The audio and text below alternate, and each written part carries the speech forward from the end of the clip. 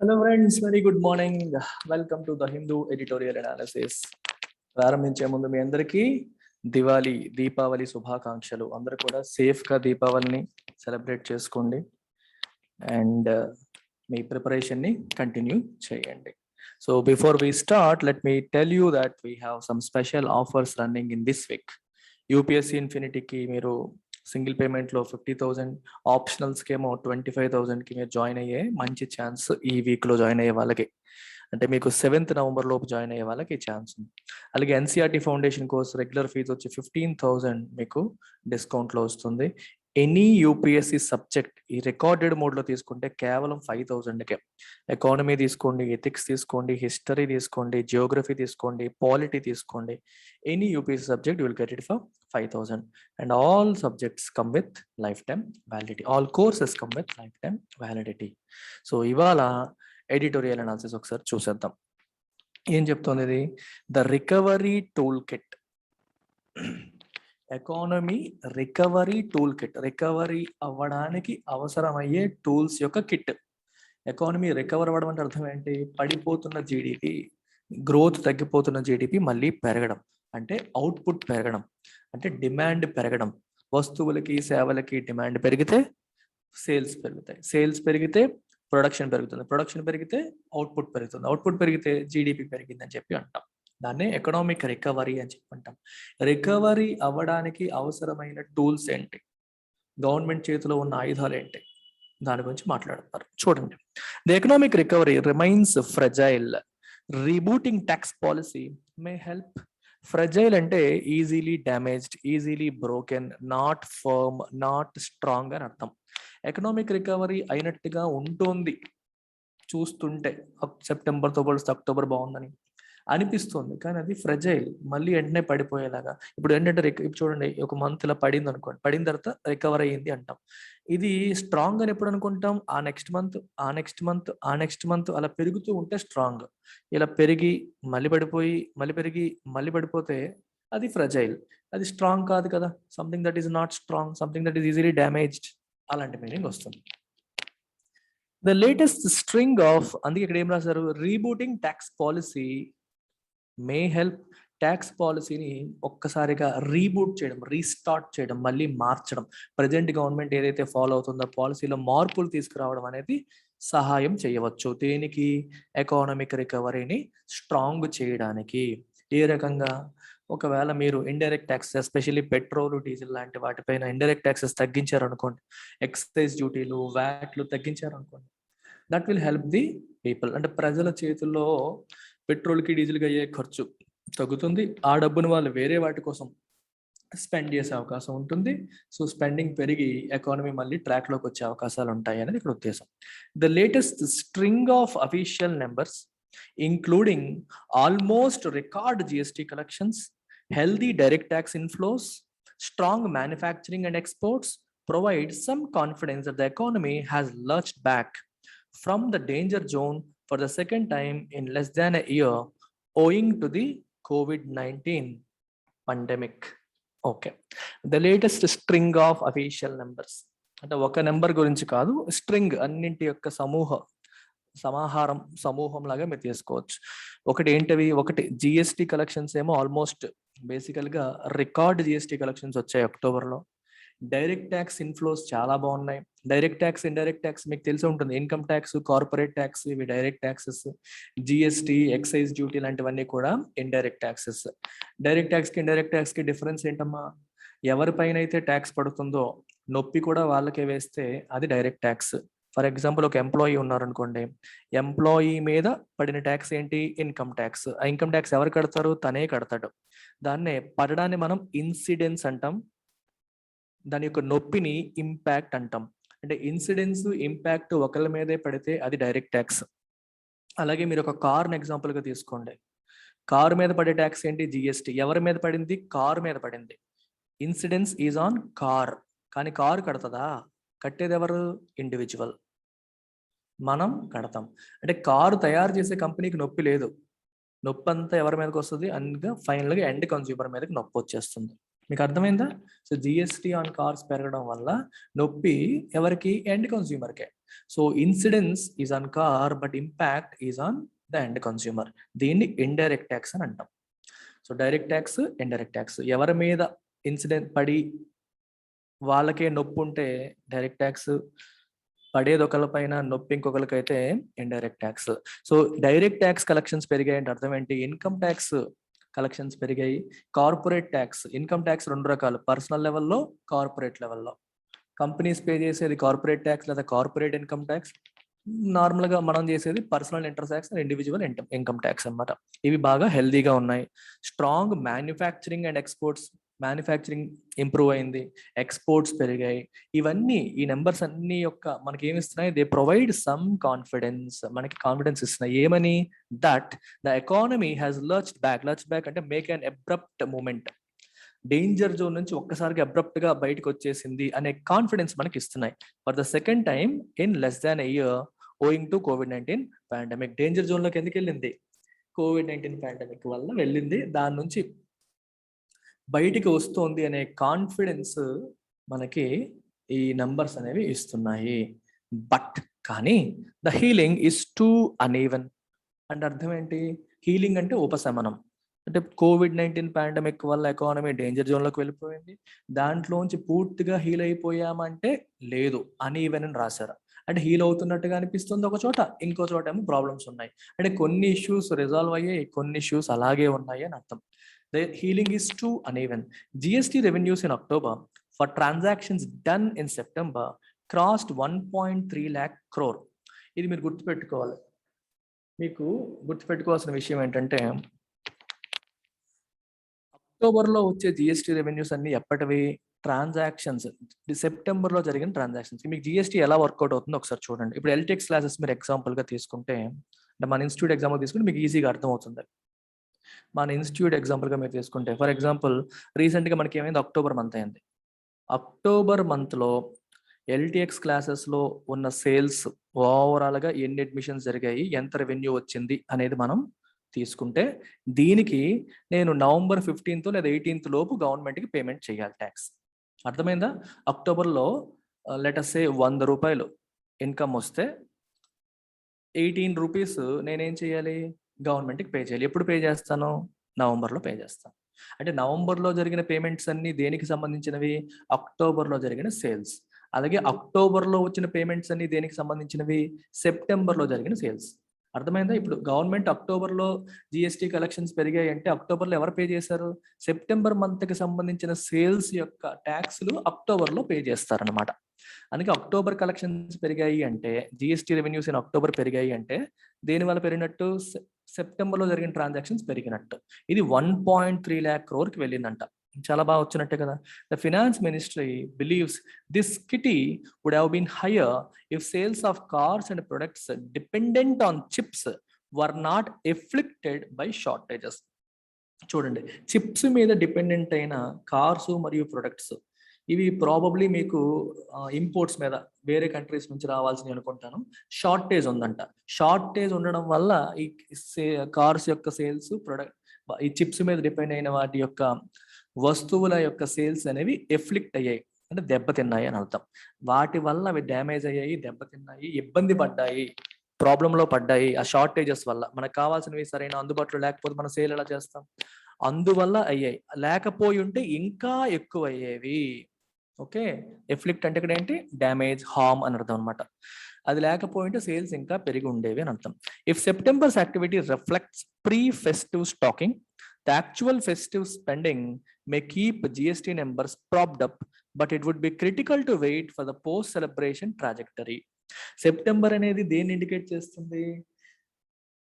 Pre festive stocking. అంటే festival season వస్తుంది, festival season లో మనం బాగా సేల్స్ వస్తాయి అని చెప్పి ముందే ఇన్వెంటరీ బిల్డప్ చేసుకోవడానికి అది ఇండికేట్ చేస్తుంది. మామూలుగా ఒక మంత్ లో 100 టీవీలు వెళ్తాయి అనుకోండి. ఈ అక్టోబర్ నవంబర్ సెగ్మెంట్ లో 200 టీవీలు, 300 టీవీలు సేల్ అయిపోతాయి. సో వీళ్ళు ఏం చేస్తున్నారు? ముందే స్టాక్ పెట్టుకొని ఉంటారు. సో దానివల్ల మీకు ఒకసారిగా అదంతా ఎప్పుడు జరిగింది? సెప్టెంబర్లో. మరి అక్టోబర్ది, నవంబర్ది ఎలా ఉంటుంది? యాక్చువల్ సేల్స్ జనరల్ గానే ఎక్కువ మంది కొంటారు కాబట్టి అది ఇంకా పెరిగే అవకాశం అనేది ఉంది, అదే రాశారు. So actual festive spending may keep GST numbers ప్రాప్డ్ up. ఇంకో 2 నెలల పాటు మనకి జిఎస్టీ నెంబర్స్ ఎక్కువగానే ఉండే అవకాశాలు ఉన్నాయి. Keep it propped up, but it would be critical to wait for post celebration trajectory. October November దాటిపోయిన తర్వాత ఎలా ఉంటుంది అనేది important. So it would be critical to wait for the post celebration trajectory. So way to wait for post celebration trajectory.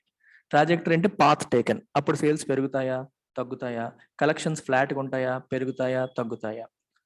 Trajectory is nothing but the path taken by sales numbers. మీకు ఒక జనరల్గా intermediate ఫిజిక్స్లో చదువుతుంటారు, ఒక బాబు ఇలా పట్టుకొని చేతితో ఒక ball ఇలా విసిరాడు అనుకోండి, ఇలా వెళ్ళి ఇలా పడింది అంటాం. So this is called trajectory, the path taken by the ball before hitting the floor, అదనమాట. అలాగే సేల్స్ నెంబర్స్ సెప్టెంబర్లో ఇలా ఉన్నాయి, అక్టోబర్లో పెరిగాయి, నవంబర్లో ఇంకా పెరిగాయి, డిసెంబర్లో తగ్గాయి, ఇలా. So this entire thing is trajectory. ఇది దాటిపోయిన తర్వాత ఎలా ఉంటుంది అనేది మనం చూడాలి, అది మనకు ఒక ఇండికేషన్ ఇస్తుంది. ఫెస్టివ్ సీజన్లో పెరగడం అనేది కామనే, ఫెస్టివ్ సీజన్ దాటిపోయి ఎలా ఉంటుందని చూడాలి. October has offered mixed signals. అక్టోబర్లో అన్ని పాజిటివ్స్ లేవు, కొన్ని మిక్స్డ్ సిగ్నల్స్ అంటే కొన్ని నెగిటివ్స్ కూడా ఉన్నాయి. చూడండి, manufacturing has seen a search. Manufacturing ఏమో పెరిగింది in output and new orders. Output పెరిగింది, న్యూ ఆర్డర్స్ పెరిగాయి. Domestic and global, domestic loan global లెవెల్లో కూడా పెరిగాయి. But continues to shed jobs. చూడండి, ఒకవైపు ఏమో కొత్త ఆర్డర్స్ పెరిగాయి అంటున్నారు, అవుట్పుట్ పెరిగింది అంటున్నారు, కానీ ఉద్యోగాలు తీసేస్తున్నారు. షెడ్ అంటే విడిచిపెట్టడం, అంటే వదిలేయడం, తీసేయడం. జాబ్స్ మాత్రం కట్ చేస్తున్నారు. As per the IHS market purchasing managers index.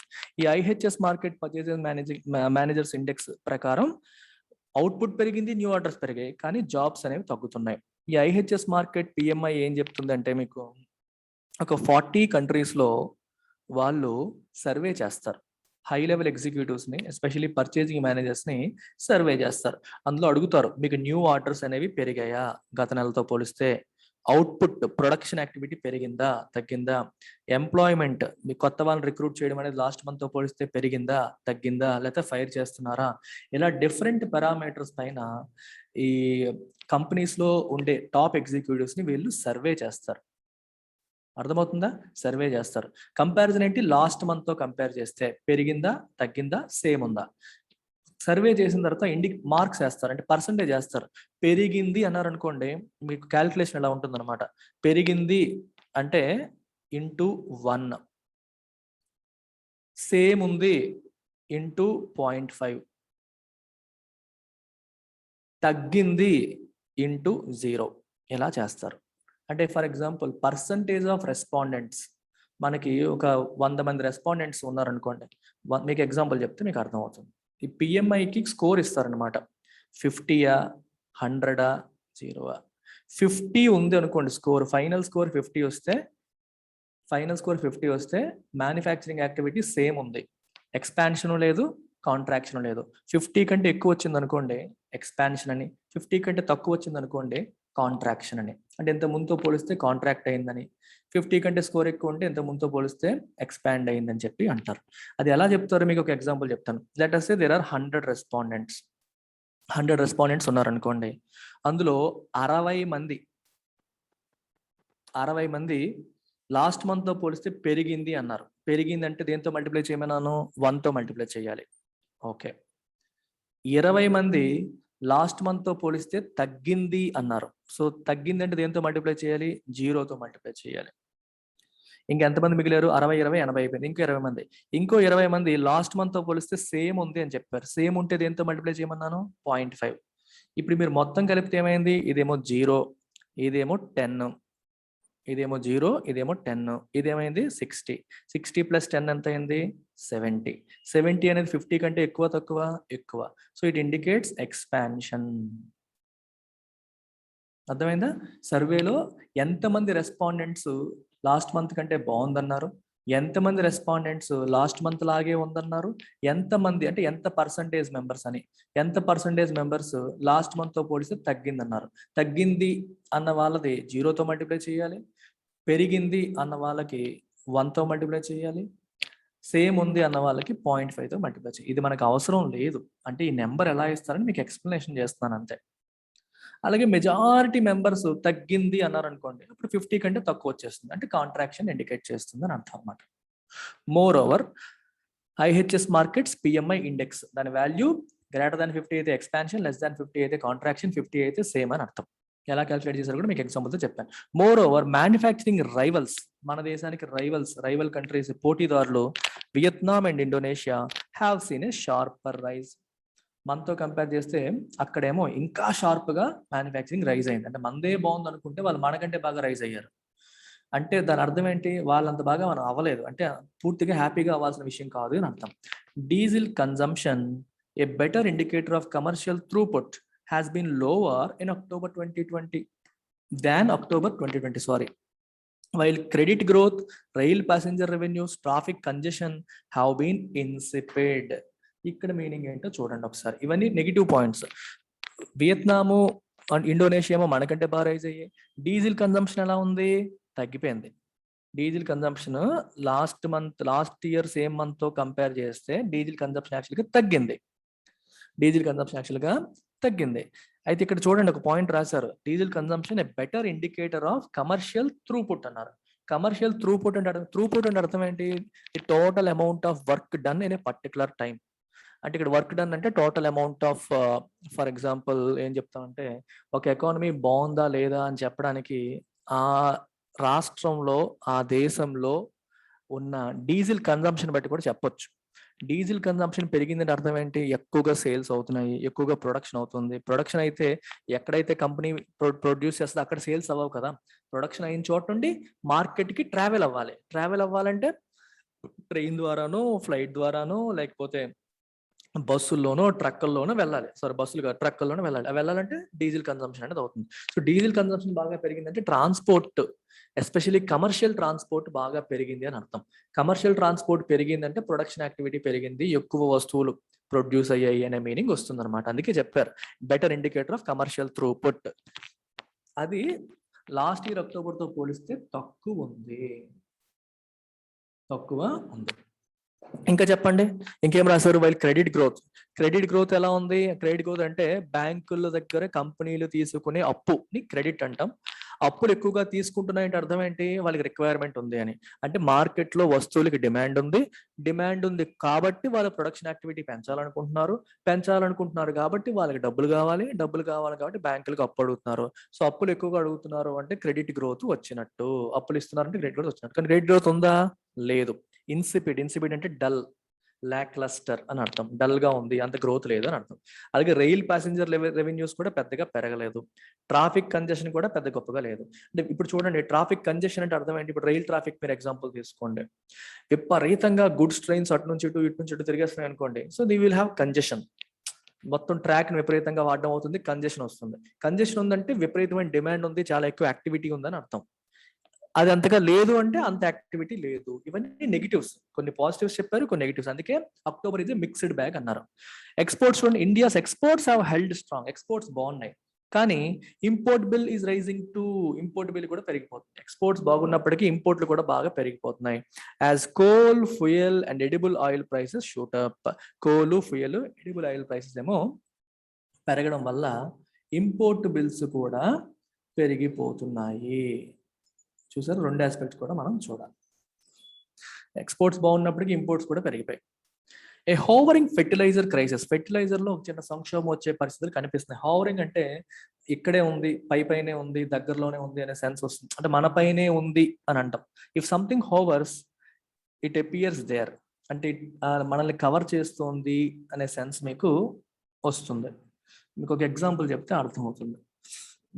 Air లో ఇక్కడే ఉంది, సంథింగ్ దట్ ఈస్ హోవరింగ్, ఇలాగ ఇక్కడే ఉంది అనే మీనింగ్ వస్తుంది. ఫర్ ఎగ్జాంపుల్ ఎలా చెప్పాలి, ఇక్కడ ఈ సెంటెన్స్ తీసుకోండి. ఫెర్టిలైజర్ క్రైసిస్ రాబోతోంది, లూమింగ్ అని అనొచ్చు. రాబోతున్న, ఇంపెండింగ్, హోవరింగ్, ఇక్కడ వచ్చేలా ఉంది అనే సెన్స్ లో మనం ఈ పదాన్ని వాడతాం.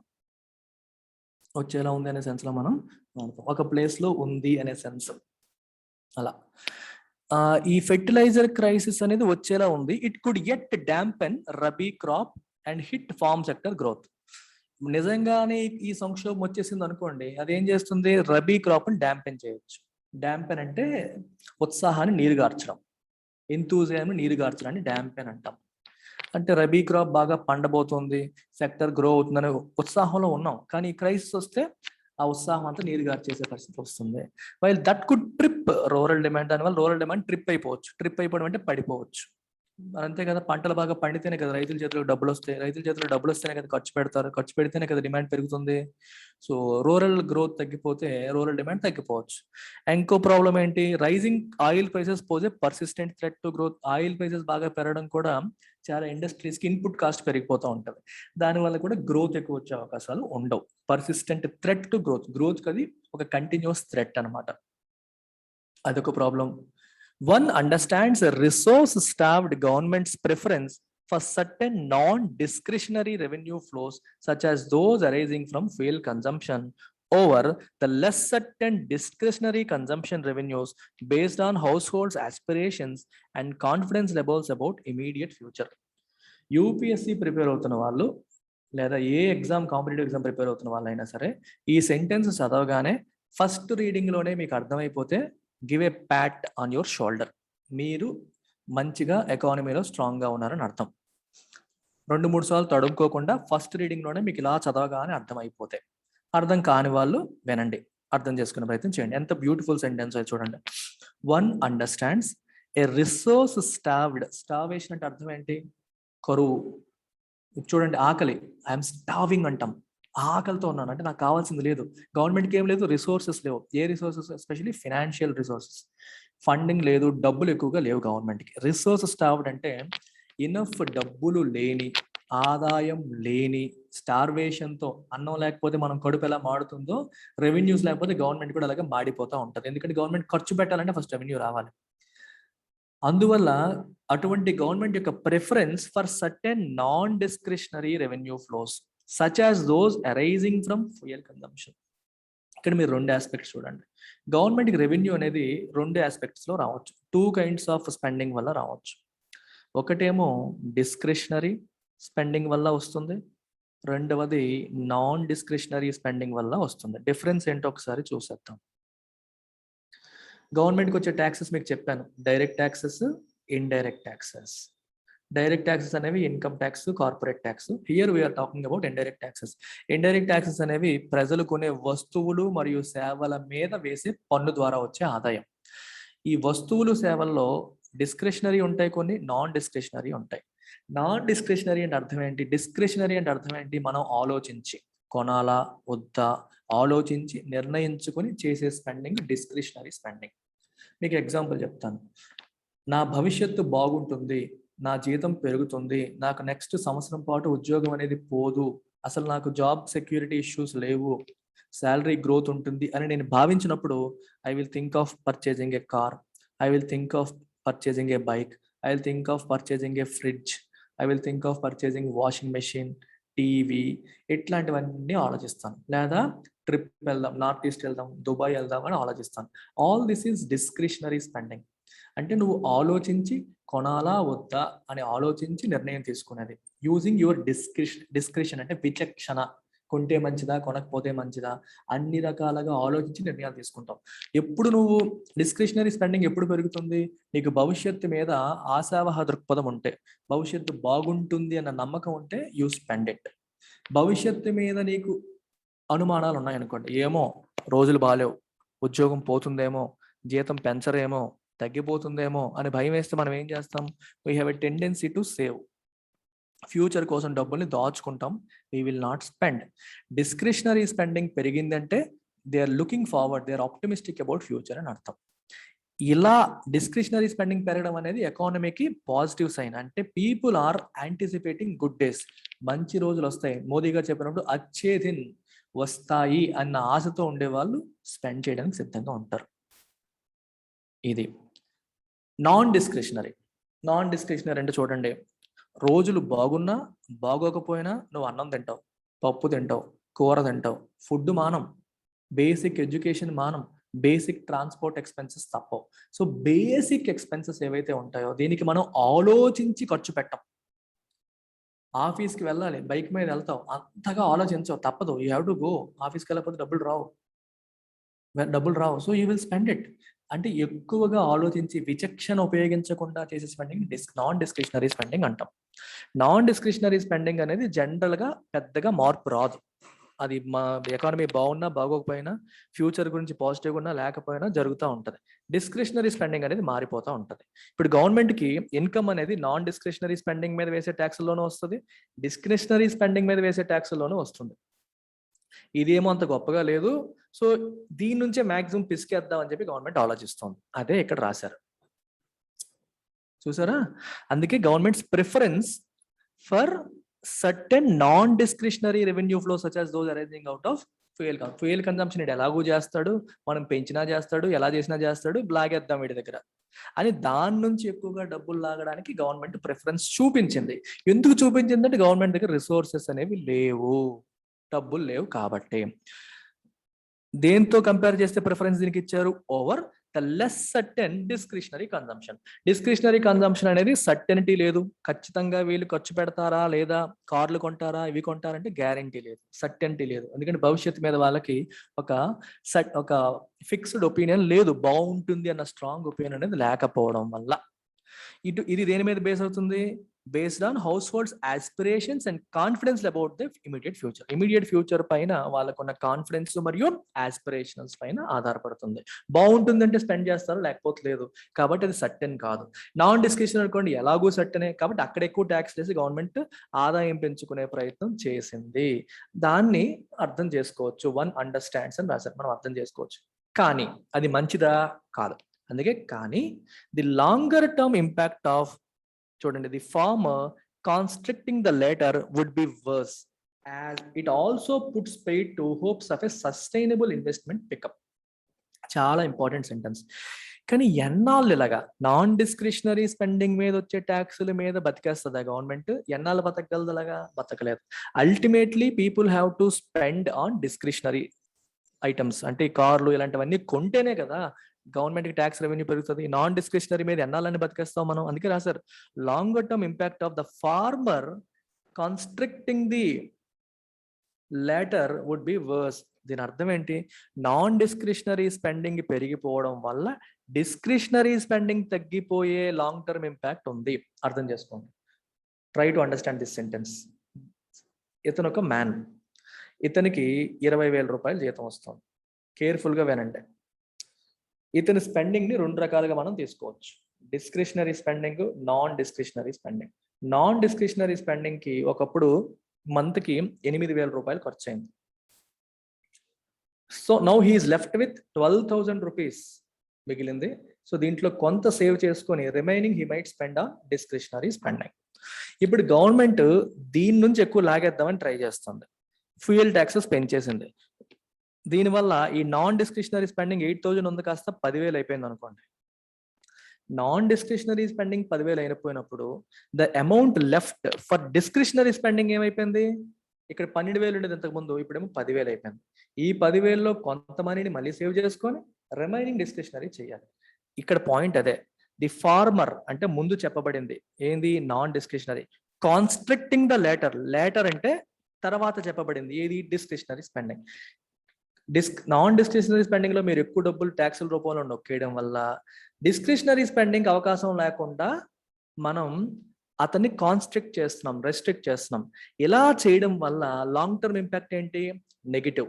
ఎందుకంటే తను ఏ వస్తువులపైన సేవలపైన ఎక్కువ ఖర్చు పెట్టలేకపోతే ఆ వస్తువులకి సేవలకి డిమాండ్ ఉండదు. డిమాండ్ లేకపోతే వాళ్ళ సేల్స్ తగ్గుతాయి. సేల్స్ తగ్గితే ప్రొడక్షన్ తగ్గుతుంది. ప్రొడక్షన్ తగ్గితే ఏమవుతుంది? జీడిపి అనేది దెబ్బతింటుంది, ఎంప్లాయ్మెంట్ అనేది దెబ్బతింటుంది. అది కథ. That is the meaning of these 2 sentences. ఈ 2 sentences గోల్డ్. వీటిని మనం అర్థం చేసుకోవాలి. ఇలా చేయడం వల్ల ఏమవుతుంది? ఇక్కడ రాశారు, ఆల్సో పుట్స్ పెయిడ్ టు. చాలా ఇంపార్టెంట్ ఇంగ్లీష్ వర్డ్ ఇది ఒకటే వర్డ్ ఇలా రాసుకోవాలి మీరు. Put paid to. Put paid to అంటే డెస్ట్రాయ్, డ్యామేజ్ అని అర్థం. ఇట్ పుట్స్ పెయిడ్ టు అంటే it destroys hopes of a sustainable investment pickup. ఇది కూడా వదలకండి, ఇందాక నుంచి మళ్ళీ వద్దాం. చూడండి, ఇందాక ఏం చెప్పాను మీకు? నాన్ డిస్క్రిషనరీ స్పెండింగ్ పెరిగిపోతే డిస్క్రిషనరీ స్పెండింగ్ తగ్గిపోతుంది.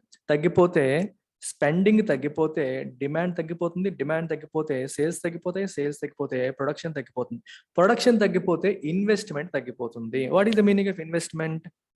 ఎక్విప్మెంట్, ఎక్స్ట్రా ఎక్విప్మెంట్ కొనడం, ఇంకొక ఫ్యాక్టరీ పెట్టడం, బిజినెస్ లో ఇంకా ఎక్కువగా ఎక్స్పాన్షన్ చేయాలన్న ఆలోచనలు రావడం దాన్ని ఇన్వెస్ట్మెంట్ అంటాం.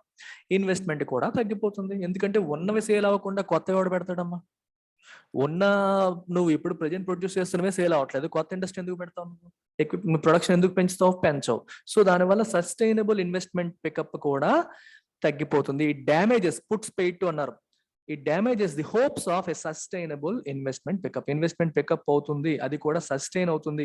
ఈ రోజు పికప్ అయిపోయి ఉండిపోవడం కాదు. సస్టైన్ అంటే something that is able to be maintained, future లో కూడా ఎలాగ పికప్ అవుతూ ఉంటుంది అనే హోప్స్ ని ఇది డ్యామేజ్ చేస్తుంది. ఇదన్నమాట కథ. Growth engines will remain throttled rather than go full throttle towards the center's $5 trillion goal for the economy unless consumption and investment bounce back. Beautiful sentence చూడండి ఇక్కడ.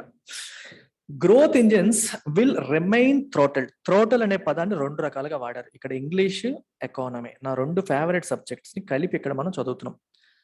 థ్రోటల్ అంటే అర్థం ఏంటంటే పేక పట్టుకొని నొక్కేయడం, అంటే ఊపిరాడనివ్వకుండా చేయడం. గ్రోత్ ఇంజిన్ ని థ్రోటల్ చేయడం. విల్ రిమైన్ థ్రోటల్డ్ అంటే అర్థం ఏంటి? ఇప్పుడు ఇంజిన్ పరిగెత్తేలా లేదు, డిమాండ్ లేదు, ఇంకేం గ్రో అవుతావు? నువ్వు డిమాండ్ ఉంటే కదా గ్రో అవుతావు. డిమాండ్ లేకపోతే గ్రోత్ ఏముంటుంది? ఎవడో ఆపేస్తున్నట్టుగా ఆగిపోవడం, అది రిమైన్ థ్రోటల్డ్ అంటే. Rather than go full throttle. Go full throttle అంటే ఫుల్ స్పీడ్ లో వెళ్ళడం. థ్రోటల్ అనే పదం ఎలా వాడారు చూసారా? రిమైన్ థ్రోటల్డ్ అంటే నెగిటివ్ సెన్స్ లో వచ్చింది, గో ఫుల్ థ్రోటల్ అంటే పాజిటివ్ సెన్స్ లో వచ్చింది. గో ఫుల్ థ్రోటల్ అంటే అర్థం ఎటువంటి అడ్డంకి లేకుండా ఫుల్ స్పీడ్ లో కొట్టుకెళ్ళిపోవడం. రిమైన్ థ్రోటల్ అంటే ఎవడో ఆపుతున్నట్టుగా ఆగిపోవడం. ఇలా ఉంటే గ్రోత్ ఇంజిన్స్ అనేవి ఫుల్ స్పీడ్ లో వెళ్ళవు, ఆగిపోతాయి. దేని వైపు? Towards centres $5 trillion goal. $5 trillion కావాలి, ఎకానమీ అంత వెళ్ళాలని చెప్పి గోల్ పెట్టుకున్నాం. ఆ గోల్ మనం రీచ్ అవ్వాలి అంటే అయ్యే పరిస్థితులు కనిపించట్లేదు. ఇవన్నీ జరిగితే ఆగిపోతాం.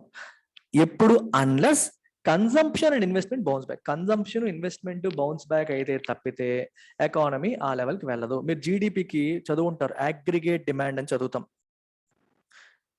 నేషనల్ ఇన్కమ్ అకౌంటింగ్ లో చదువుతాం. Aggregate demand is equal to consumption C+I+G plus ఏంటి? Exports minus imports. అంతేనా? చదువుతాం కదా మనం. ఇదేమో కన్జంప్షన్, ప్రైవేట్ కన్జంప్షన్ అంటాం. ప్రైవేట్ ఫైనల్ కన్జంప్షన్ ఎక్స్పెండిచర్ అంటే ప్రజలు కొనేవి, ప్రజలు వస్తువుల కోసం పెట్టే స్పెండింగ్ ని ప్రైవేట్ ఫైనల్ కన్జంప్షన్ అంటాం. ఐ అంటే ఇన్వెస్ట్మెంట్. ఇన్వెస్ట్మెంట్ అంటే అర్థం ఏంటి? కంపెనీస్, ఈ ప్రైవేట్ కంపెనీస్ ఏవైతే ఉంటాయో, అలాగే గవర్నమెంట్ ఏదైతే ఉంటుందో, the amount they spend on business, expansion చేయడం కోసం, కొత్త బిజినెస్ల కోసం పెట్టేదాన్ని ఇన్వెస్ట్మెంట్ అంటాం. ఈ రెండు బౌన్స్ బ్యాక్ అయితే తప్పితే ఎకానమీ పెరగదు. $5 trillion ఎకానమీకి మనం వెళ్ళలేము అని చెప్పి రాశారు అక్కడ. విత్ వెడ్నెస్డేస్ టోకెన్ అంటే సింబాలిక్ అని, tax cuts on petrol and diesel. Petrol and diesel మీద మనకి తగ్గించారు. మీరు అబ్జర్వ్ చేశారా? ₹5, ₹10 ఎంతో తగ్గించారు. ఓకే. టోకెన్ అంటే అర్థం ఏంటంటే government is intent on reducing your, అంటే మీ యొక్క బాధను తగ్గించడానికి మేము ఉన్నాము అని సింబాలిక్ గా చెప్పడం. That is the meaning of token. ఒక representation of a fact, representation of our intent అని అర్థం అనమాట. ప్రజలు పెట్రోల్ డీజిల్ పెరగడం వల్ల బాధపడుతున్నారు, మేము పట్టించుకుంటున్నాం అని చెప్పడం కోసం చేసినట్టు. With Wednesday's token tax cuts on petrol and diesel, the government is clearly changing tack from narratives about the high fuel taxes funding free vaccines and welfare schemes. Okay, free vaccines and welfare schemes. ఇంకా sentence అవ్వలేదు మనకి.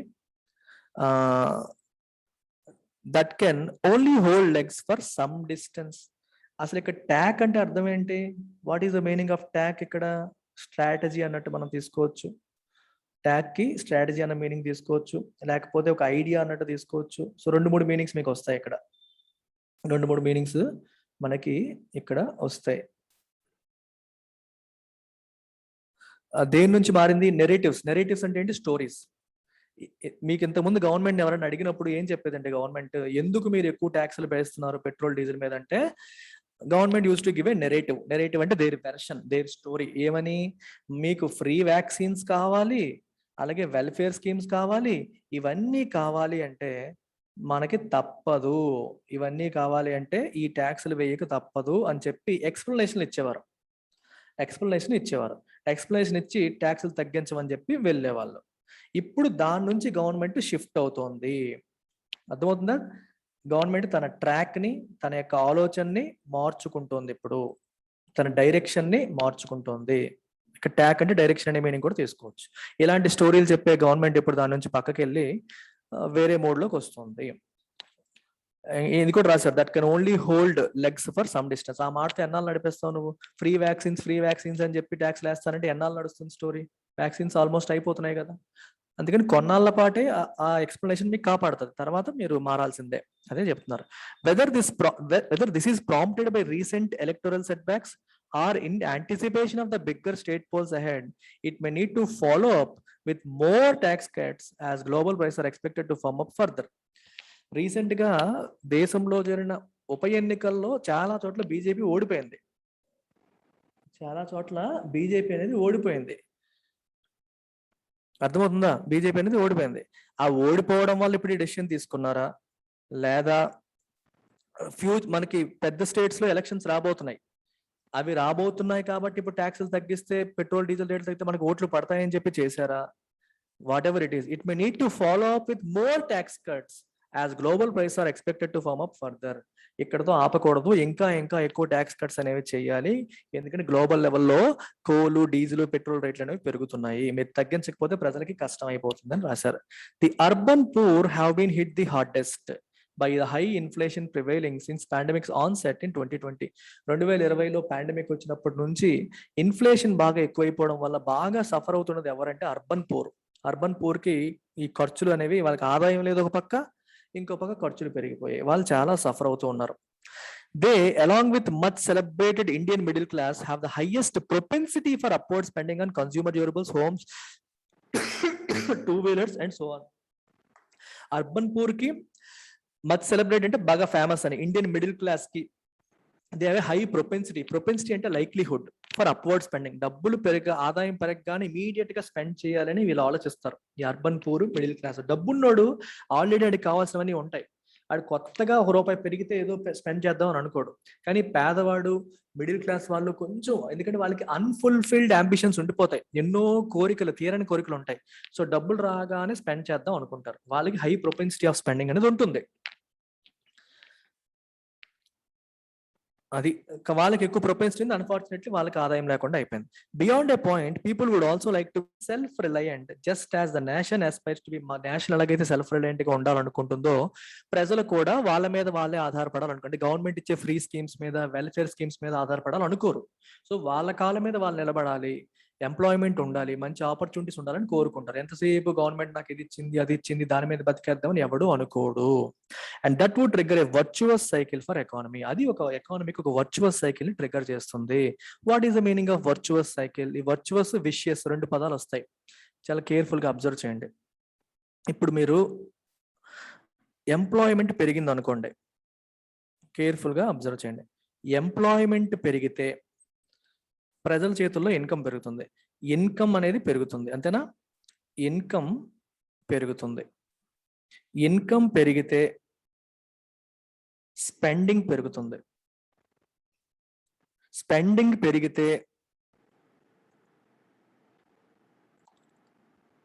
Demand పెరుగుతుంది, demand పెరిగితే production పెరుగుతుంది, production పెరిగితే employment మళ్ళీ పెరుగుతుంది.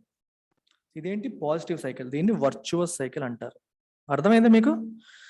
జనాలకి ఉద్యోగ అవకాశాలు పెరిగాయి అనుకోండి, ఆదాయం పెరిగింది, ఆదాయం పెరిగి ఏం చేస్తారు? ఖర్చు పెడతారు. ఖర్చు పెట్టడం వల్ల ఏమైంది? వస్తువులకి, సేవలకి డిమాండ్ పెరిగింది, డిమాండ్ పెరిగితే వాటికి ఎక్కువ కొంటున్నారు అని చెప్పి ప్రొడక్షన్ పెంచుతారు, ప్రొడక్షన్ పెంచితే దానికి తగ్గట్టుగా నీకు ఎక్కువ మంది ఎంప్లాయీస్ కావాలి, మళ్ళీ ఎంప్లాయ్మెంట్ పెరిగింది. దీన్ని మనం వర్చువస్ సైకిల్ అంటాం. అదే మీరు ఆపోజిట్ తీసుకోండి, దీనికి విషియస్ సైకిల్. ఆపోజిట్ ఏంటి? Vicious cycle. For example, employment తగ్గింది, ఇన్కమ్ తగ్గింది, డిమాండ్ తగ్గింది, ప్రొడక్షన్ తగ్గింది, అగైన్ ఎంప్లాయ్మెంట్ తగ్గింది. ఇదేంటి? Negative cycle. దీన్ని ఏమంటాం? విషియస్. ఒక నెగిటివ్ లూప్ ఇది, అది వర్చువస్. ప్రొడక్షన్ తగ్గింది అనుకోండి, అబ్బో నాకు ప్రొడక్షన్ తగ్గిపోయింది, ఇంతమంది ఎంప్లాయీస్ అవసరం తగ్గించేస్తాడు. తగ్గిస్తే మళ్ళీ ఓవరాల్ గా జనాల దగ్గర చేతిలో ఇన్కమ్ తగ్గిపోతుంది, డిమాండ్. ఇలా ఒక నెగిటివ్ సైకిల్. ఇది నెగిటివ్ సైకిల్, ఇది పాజిటివ్ సైకిల్. దానికి వర్చువస్ అనే పదం వాడారు. It triggers A virtuous cycle for economy అని చెప్పి రాశారు. That's about it. Take care. By.